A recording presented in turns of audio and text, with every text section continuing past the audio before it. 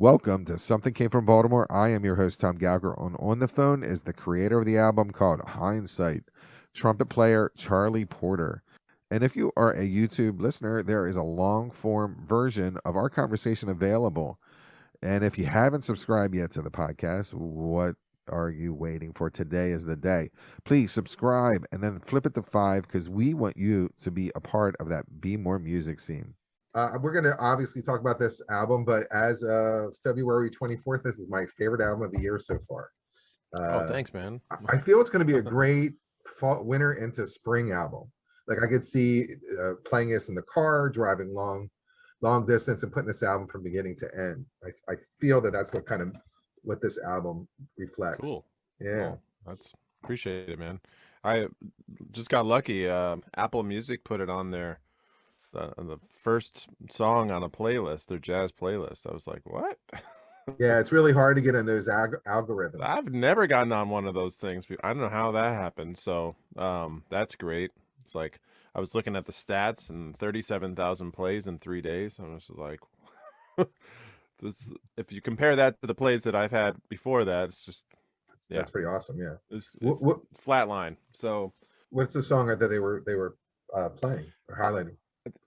Well, I submitted one to Spotify for their playlist, and it got on the jazz chill playlist or whatever. Because the one it was the I just put the title track Hindsight. Okay. I figured that would be the most likely candidate because it's kind of chill and most people that listen to jazz don't want to hear all the notes that you want to play. Yeah. So I think it has a beautiful melody, so I figured, that could be a selling point right there. But and it's got the title of the album in it, so I don't know. Somehow Apple must be linked into Spotify or something because that's the same song that they put on their playlist. So I have no idea. I'm sure they're monitoring for quality at all times. Yeah. Well. Yeah. That's cool. Yeah. Makes me like Apple a little bit more now. But then the funny thing is I went to look and see what the payout is for those things. You have for 330,000 streams, you don't get much money at all. It's like you gotta be selling millions of streams a month. Then you're getting into the point where you can actually make money off your music. So but I honestly I don't really care that much about that. I never thought I would make money off of this album. Mm-hmm. But I just want the music to actually get listened to. So that was really that's the biggest thing for me. I'm like, wow, people are checking it out. So anyway, that is awesome. Yeah. All right. The album cover, how it worked for me is the album cover got my attention. Then I listened to your promo, the 20-minute discussion about like what the music's going to sound like, and then I went into your website, and your website's fantastic, and I'm like, okay, I could talk to you alone about your website. So, and I was like, then I got a chance to listen to the full album, and I was like, okay, I'm in love here. I think we're in, this is going to be a fun interview. So it went in that direction. Cool. So let's get into this. Sweet. Okay, Charlie Porter, welcome to Something Came from Baltimore. Hey, thanks. Good to be here, Tom. I'm glad to have you.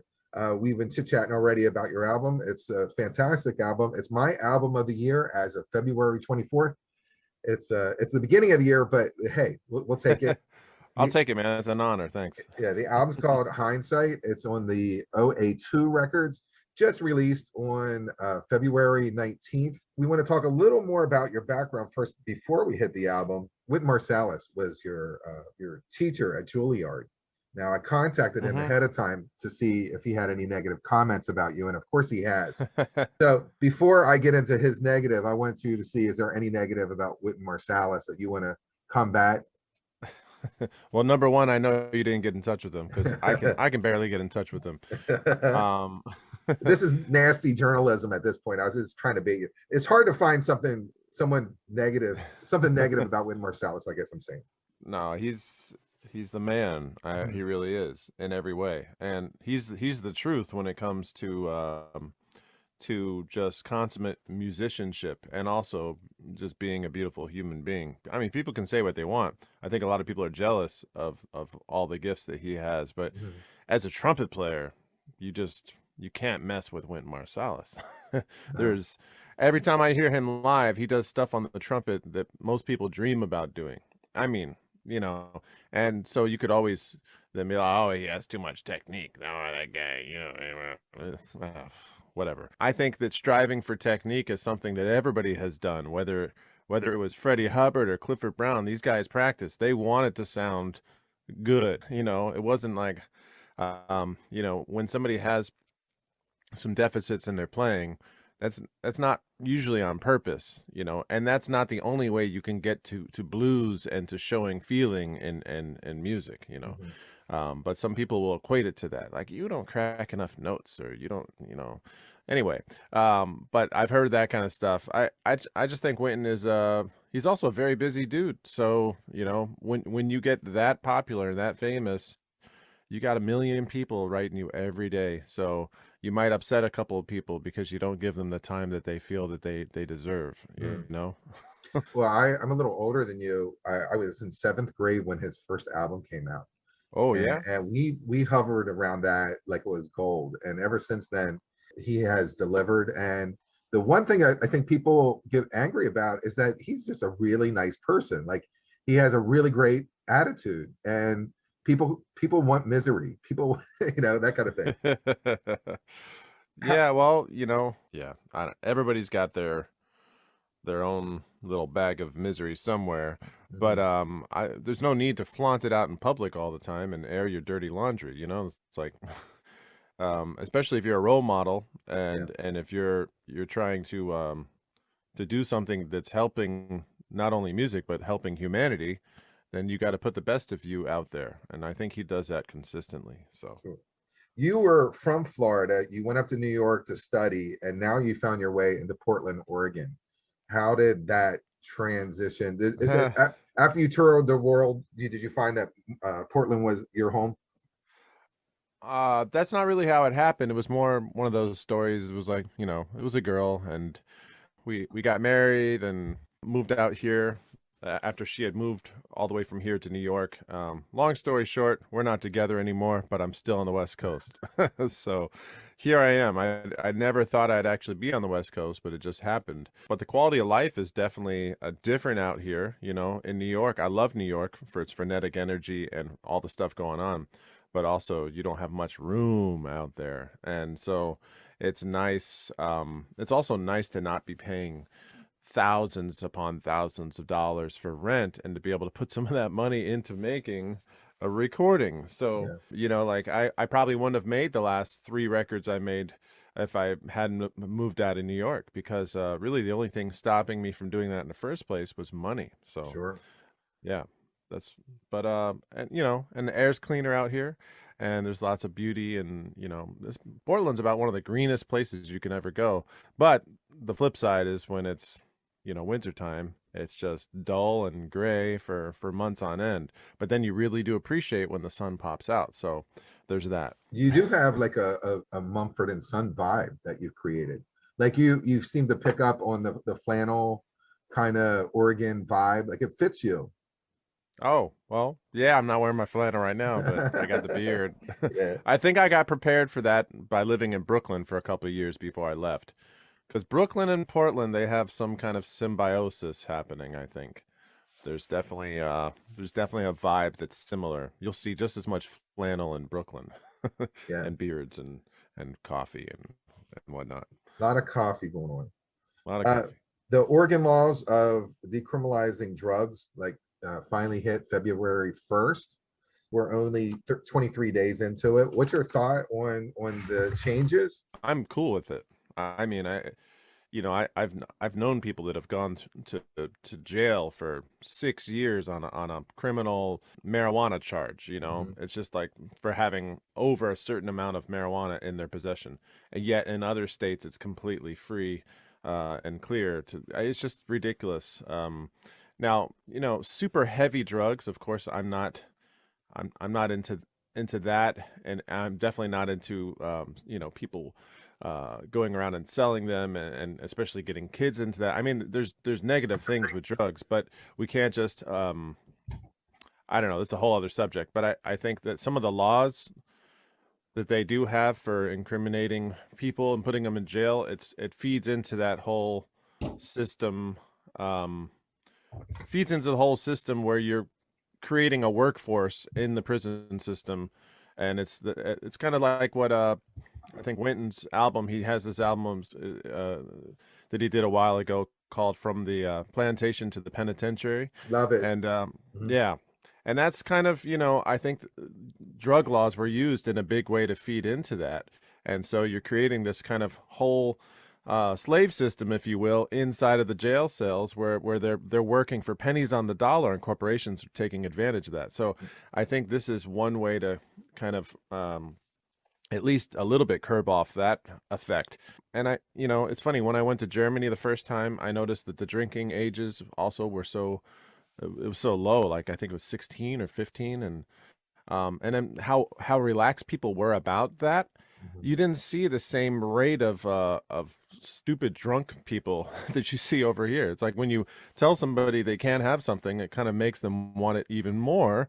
And then I mean, look at how prohibition failed when we had that. So it's just, I don't know. There's that dynamic as well. So I'm for it, but of course, there's always multiple sides to any of these discussions. So I think that the rates in Amsterdam are a lot lower. It's just the tourists that are coming in. The stigma of all this is decreased. Plus, you now have yeah. access to, if someone is addicted, now you have the ability to counsel them and coach them off That's of what it. we should be doing instead of jailing them anyway. Yeah. There should be more things like that. Plus, sugar, in my opinion, is one of the worst drugs, and it's completely legal. Oh yeah. So, I mean, if we're gonna get real here, sugar and caffeine, man, that's like, and I mean, caffeine is not nearly as bad for you, but sugar will kill you slowly and take away your limbs. It's Yeah. not a good thing.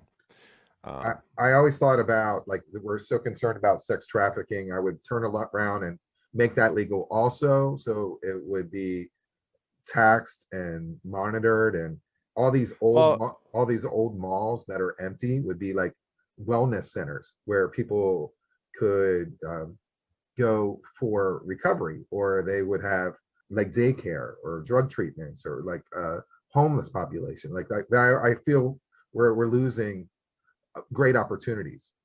I'm going yeah, way I off. could see some of that. Now, the sex trafficking thing, as long as that's not actually trafficking individuals, like from foreign countries for sex and things, I mean that's a horrible thing. But in terms of like allowing legal prostitution, I think that should be across the board everywhere. I mean, if somebody, but it should be done in a way that's regulated, that's safe for everyone. I mean, Definitely.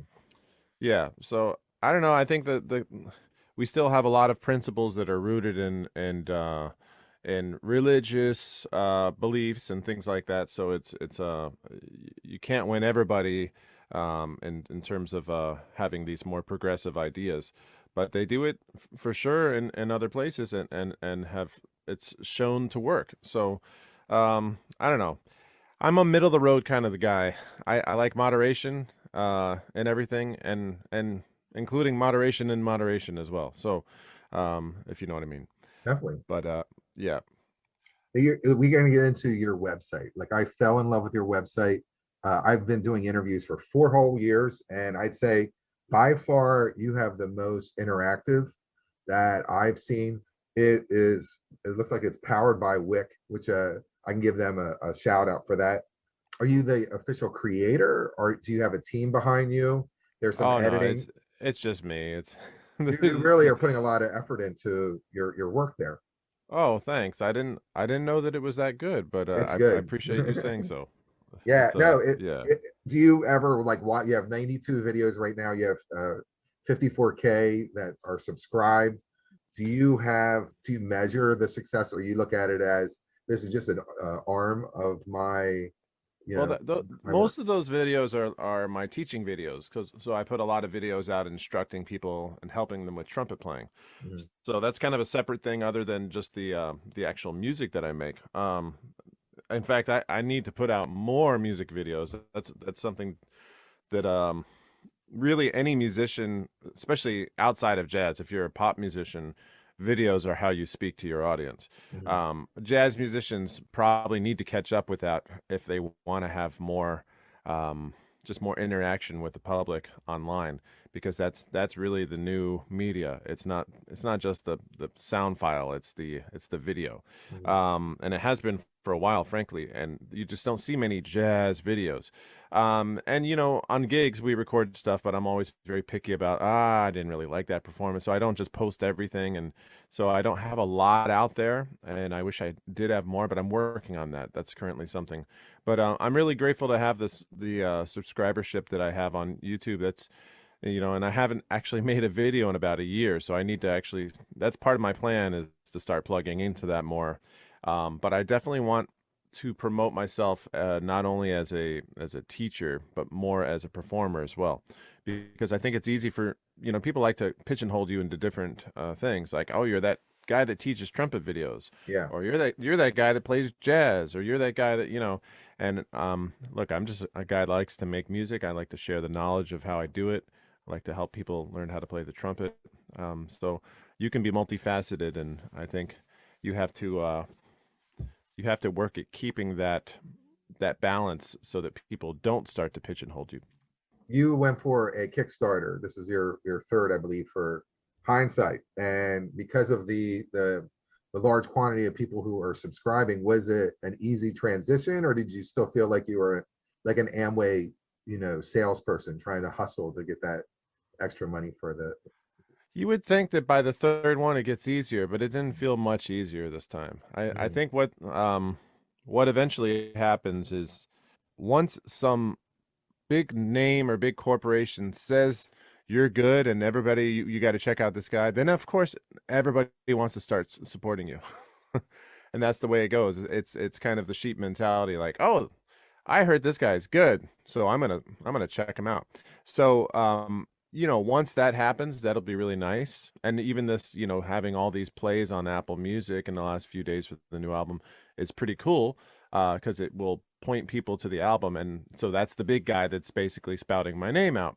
Yeah. But a lot of people pay a lot of money for that kind of stuff, and I just don't have thousands of dollars to spend on PR, and give someone a retainer of $10,000 or $20,000. Hey, promote my album, which is what the big companies are doing. So especially if you're getting into pop music and stuff like that, so much money goes into public relations and advertising, because it's not even making the album. The hardest thing to do is to get somebody to take the time to actually listen to your album, Hmm. because people really value their time.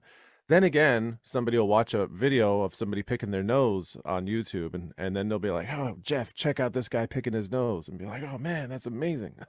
So it's really funny how there's that double kind of standard. If something's stupid enough, you'll definitely give it some time and you'll check it out. But some art, oh, I'm busy right now. I'm watching this video of somebody picking their nose, so that's that's what I gotta battle out against.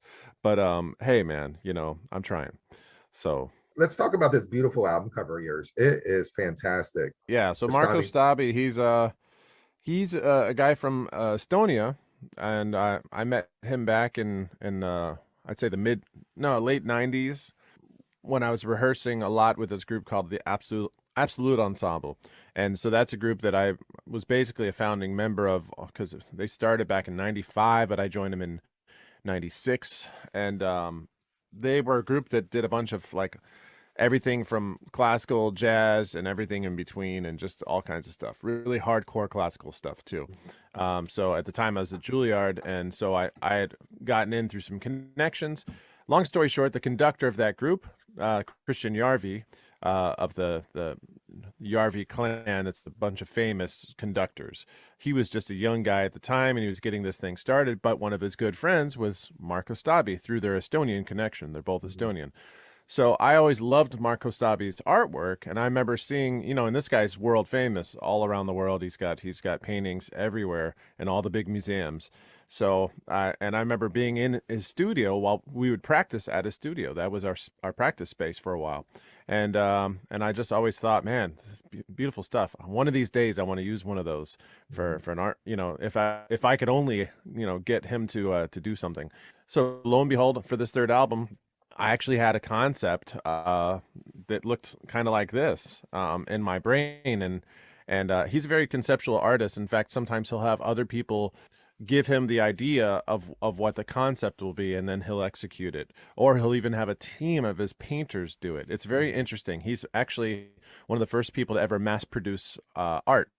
So but that's kind of what he got known for. That's one reason that he got, he's kind of a rebel in the art world. Some people don't like him at all, and some people just love him.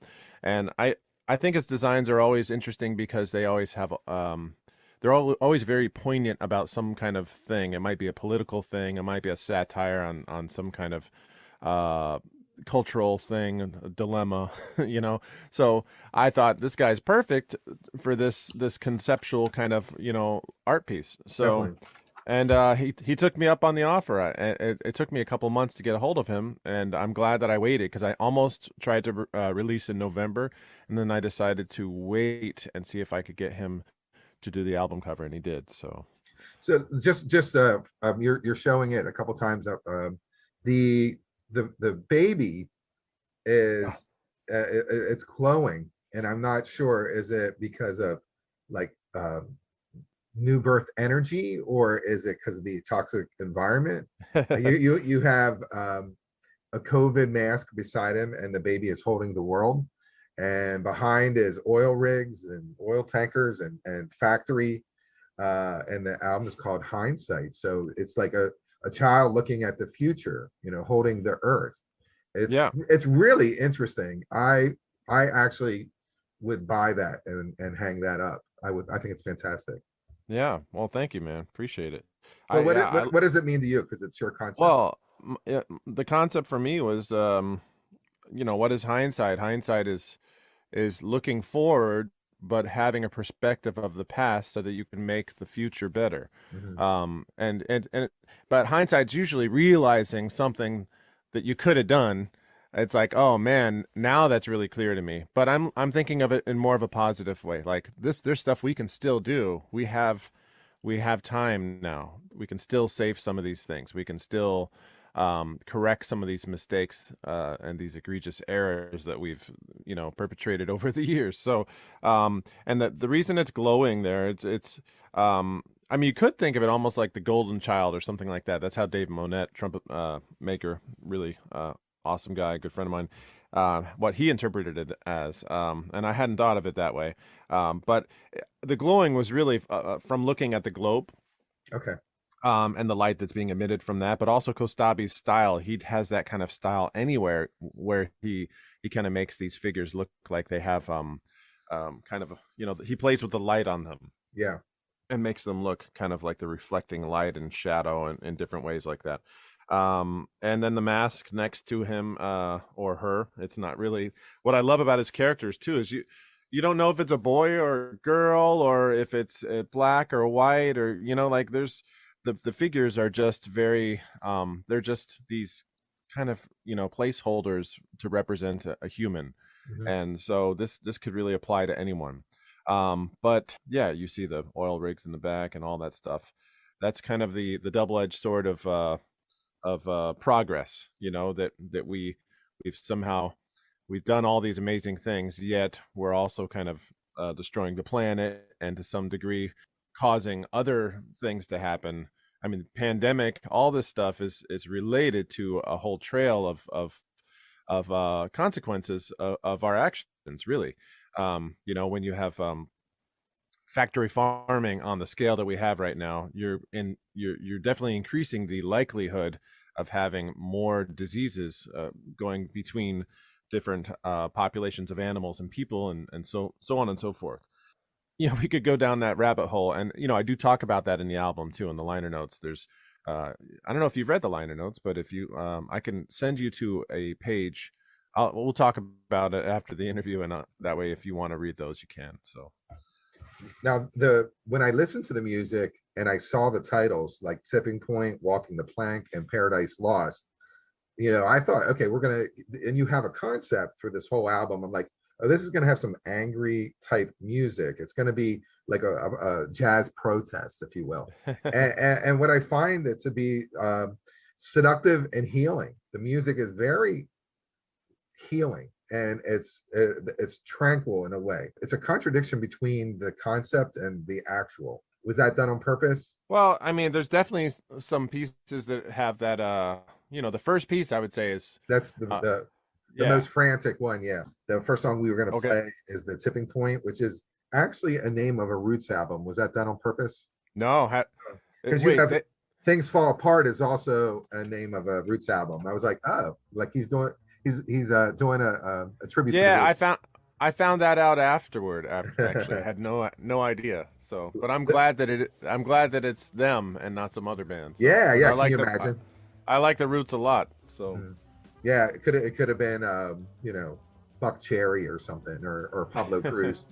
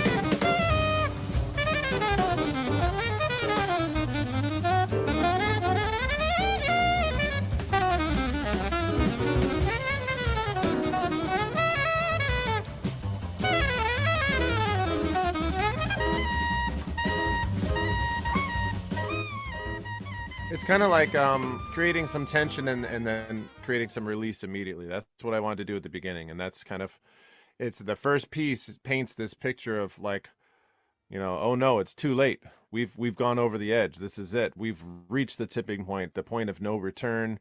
We have caused environmental issues that we can't fix at this point. Like damn it, we should have done something when we could have. Mhm. And then it fast forwards and says, actually, hold on, we just woke up. We're not. It didn't go that far yet. It's still okay. We can still do something, and that's where the hindsight sets in. And so on that second song, it's more of a reflection of past events and thinking about future events and how we can.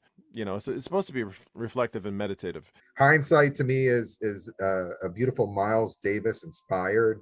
You're playing fantastic. Oh, thanks, man. Very beautiful.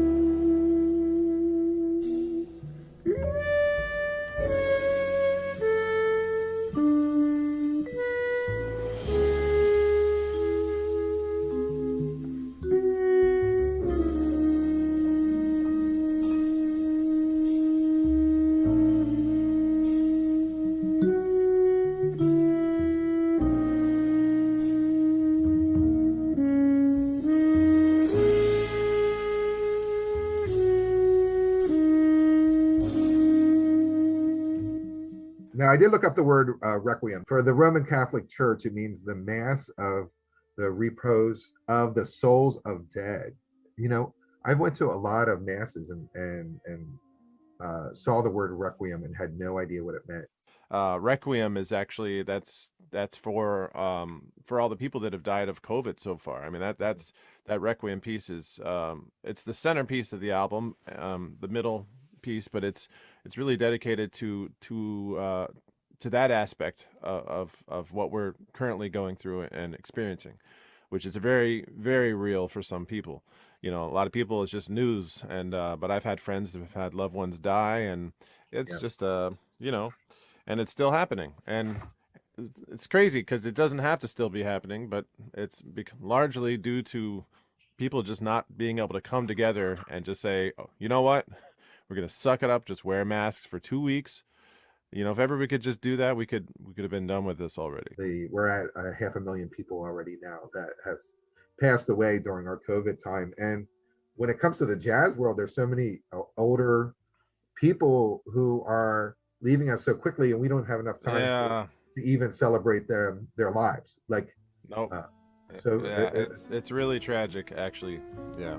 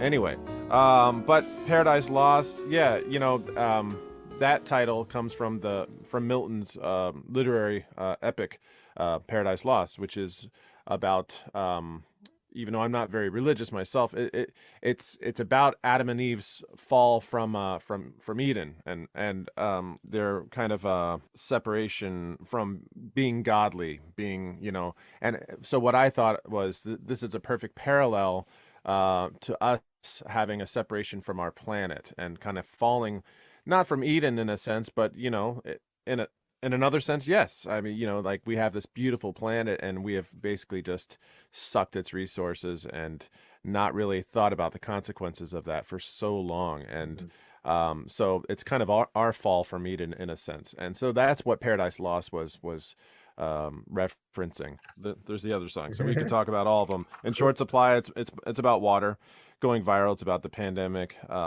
Things Fall Apart. It's about social justice. My friend, really good friend Khalik, he wrote the lyrics for that, and Rashid Jamal, a rapper out here, he did some rhymes on it, and they're just basically telling their story about being black in America. So, you know, it's multifaceted. There's lots of kind of places that it goes. It could be angry. It feels Yeah. meditative and soothing in some ways, and it's a contradiction.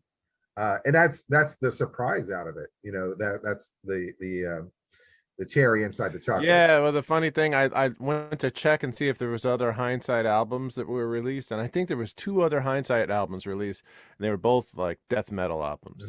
So, I think there's a band called Hindsight. Mine's, oh, maybe that too, yeah. So mine's definitely the less, I think, angry out of all those. And Things Fall Apart, I wrote, it's another Roots title, and the funny thing is, you start off the song with like Questlove drums. Like the first piece is like Questlove, and I thought, I said the drum pattern that he, you know, made him famous. So I said that was probably done on purpose. I had no idea. Actually, I mean, yeah, now that I think of it, I know Quest does these really cool patterns where he kind of delays the beat. But the broken drum thing, what I wanted something that was kind of between like a drum and bass kind of thing and something else. Yeah. I was trying to tell the drummer, I was like, I want it to sound broken, because I want it to sound like this broken drum groove, not to get too esoteric, kind of, it represents the crack in the foundation of America. It is the systemic racism that is kind of embedded in the system, because the whole country was built on the back of slaves. So the backs of slaves. So if you look at it that way, that's what the drum groove basically represents. It's that crack.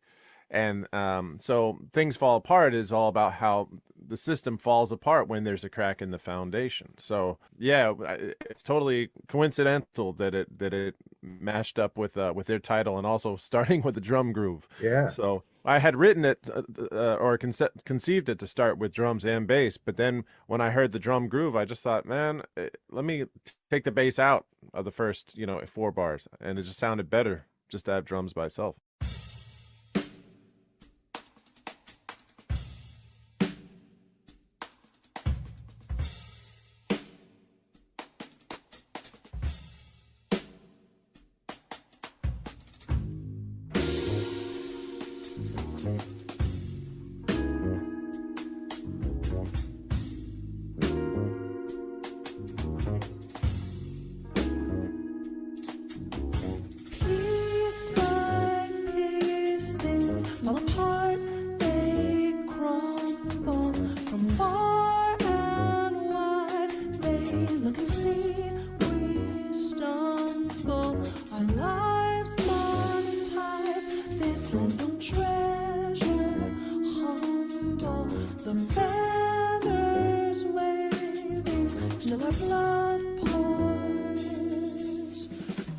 So in other words, instead of we're not one nation under a groove, we're one nation under a broken groove.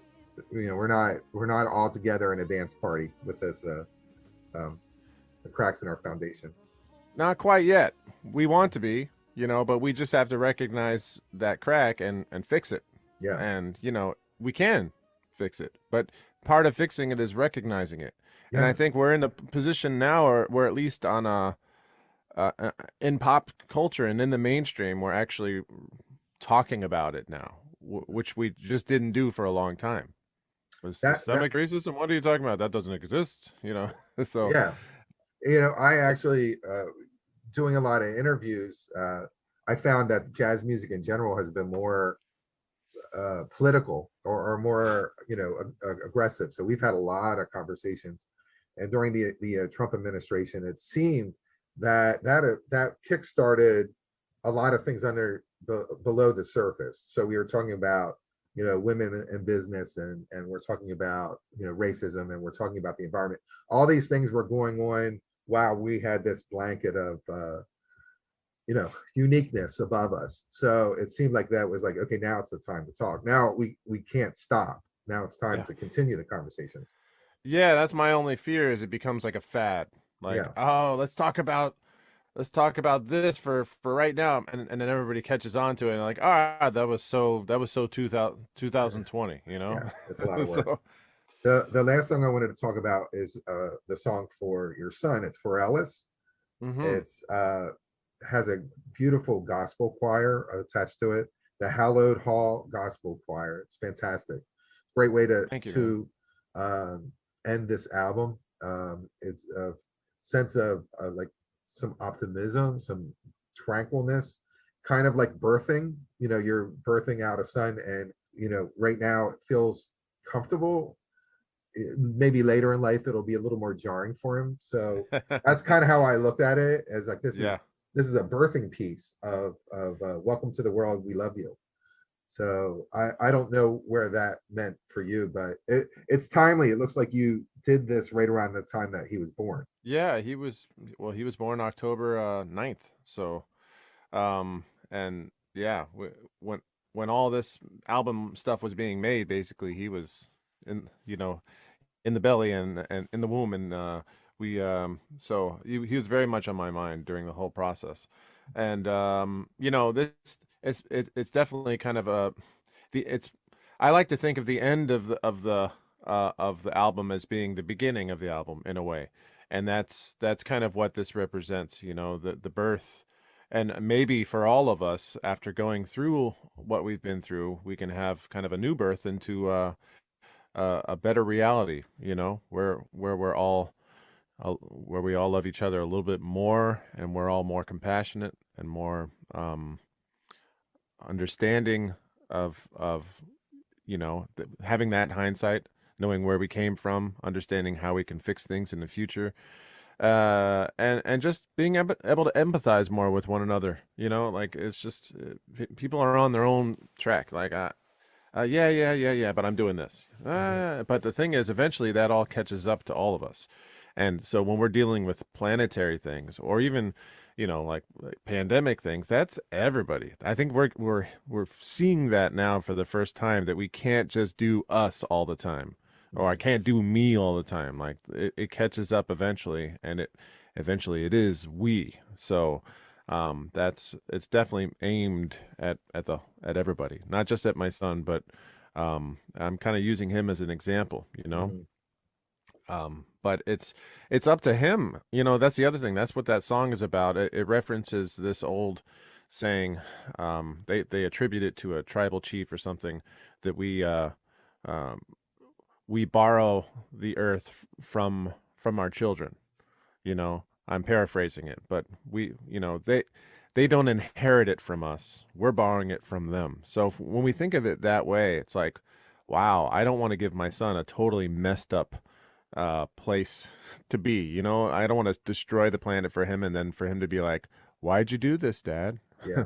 Well, why did all of you guys do this?" So that's the idea. It's pretty sad to think that we do hand that to our children. So, um, I as long as we think from that perspective that this isn't ours, we're borrowing this. I think that's a different. You're really careful with something when you borrow it, right? But when you feel like you own something, and it's like, it's mine. I can I beat could it break up. it if I went to. Yeah. I can Yeah. break it if yeah. It's not yours. So that's the idea. It's theirs, and then it's their children's, and it's their children's. So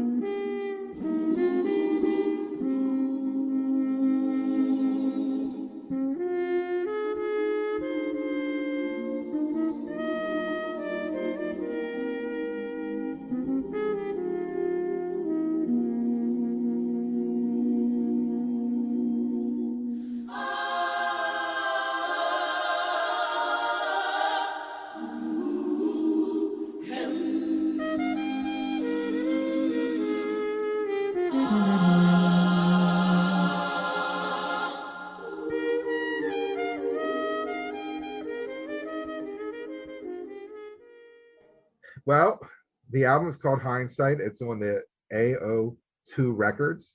Just got Yeah, released and in February 19th, so we're 5 days into it.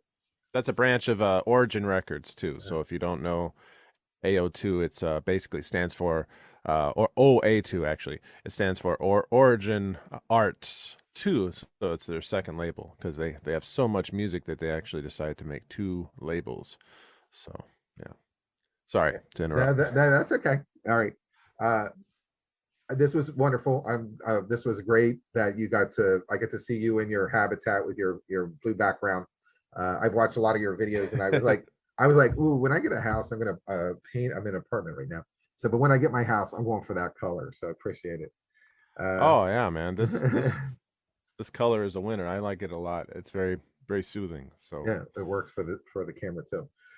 cool. Charlie Porter, thank you for joining me today on Something Came from Baltimore. Thanks, Tom. Appreciate Yeah, it. a lot of fun. Yeah. Thanks, man. Yeah, we're about 45 minutes into it. So, Cool. normally our segments are anywhere from 20, 25 minutes. Then we do a 30-minute show. And sometimes for Patreon, I'll just do the full interview and they can listen to the whole interview. So it's good. Sweet. You did mention that you're giving out 15% of your profits, I assume, from sales Yep. to charities. Yeah. What I mean, obviously they have to come in, and then I have to find out how much it is, and then I write a check separately. But yeah, absolutely. There's three charities, the ones that I mentioned on the Kickstarter. Yeah. And I did the same thing with Immigration Nation. I've given geez, almost $1,000 at this point to IRC. So that's basically it's a fund for refugees, immigrants, things like that, to help them in different ways. It's a kind of a broader thing, but it's more kind of focused on refugees. Yeah, I don't know. It makes sense that if you're going to do an album about something like this, that you don't, even though I'm actually not really making much money off these albums at all.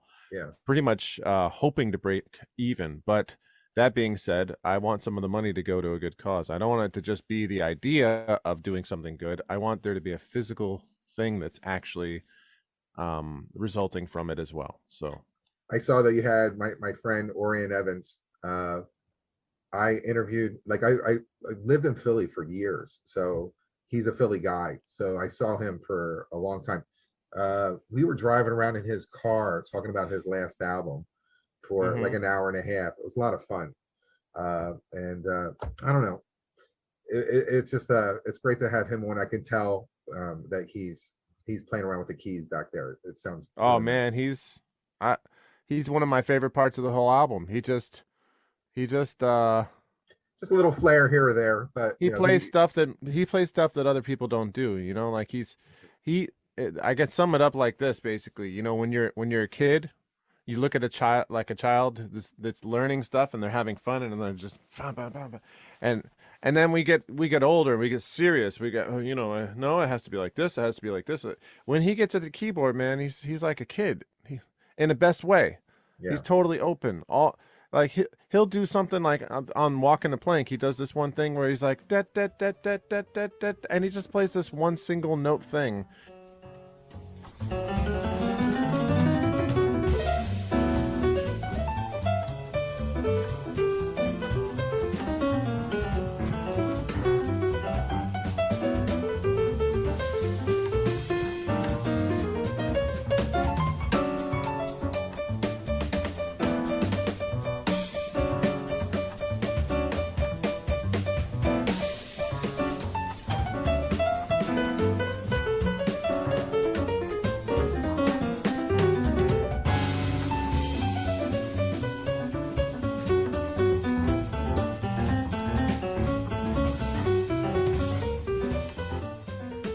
And it's the hippest thing in the whole album. It's just like, that's so cool. You just play quarter notes and you just caught me. I totally got me. I'm just like, wow, that's incredible. But the fact that you were also just that daring to just be so simple and just so but so groovy at the same time, man. It's a good lesson actually. Listening back, it's just like I'm hearing things in his solos I didn't even hear on the session. I'm like, wow, that's awesome. So Yeah, all your yeah, solos uh, had great solos. They all seemed to breathe, um, and be able to express themselves too, and also stay within the boundary of the song. So it was pretty awesome. oh, thanks, man. Appreciate it. All right, that's all the praise you get today. You're done. You're this is a great album. I hope if these are on these lists. It's unfortunate that I'm a little older than you, that we bought albums and we listened to them from beginning to end. Yeah, But yeah, the problem with Spotify and Amazon is you hear that one song out of, yeah, they break it up and then out of context, and then when, like, I was listening to you on Spotify while I was doing my walk, it was on random, and I'm like, no, I can't hear it on random. yeah. And then I was like, what is this? Like, this is like, what is this? What is this? So I had to go back and make sure it was going in order. And because Yeah, I think I put a lot of effort into thinking about what the order is and sculpting it that way, So I agree with you. Yeah, and we got the vinyl that's going out in a couple months too. So I like listening to a record like an actual album. yeah, But this is and what's that? you were going to try to get this out in November. I think this is wise. I think this is a spring album. Yeah, People are hibernating right now, and people want to expand and get out there. And this has a vibe to it. So cool. it's not a winter album. It's a spring album, and you're putting out just at the right time. Yeah. Awesome. I'm glad to hear that, man. Thank you. All right. All All right. right, Tom. All right. Well, Thank you very much. yeah, man. Let me know if you need anything else. All right. Yeah, I appreciate Cool. it. Okay. All right. All right. Have a good Thanks. one. All right. Bye-bye.